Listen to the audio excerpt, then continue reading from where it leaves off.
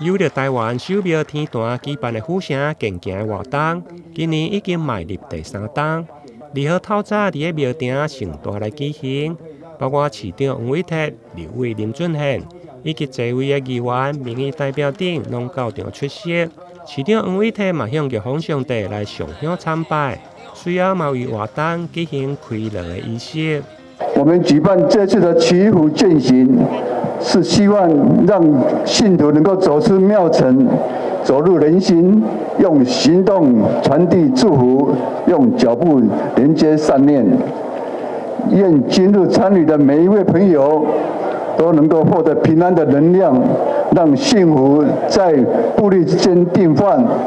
并祈求玉皇上帝庇佑台南市风调雨顺，国泰民安。副董事长已经跟各位讲过，我们践行很重要的意义了，所以我们希望为台湾祈福，为我们家人，为我们的社区，为我们的城市祈福，祝福大家身体健康，万事如意。等一下践行的时候，从从容容，游刃有余啊！今天光是这个天气就感谢天公了，好，感谢那个众神明的保庇。真的，我们大家一起为了府城来祈福，我们一起走出健康，好不好？好，3、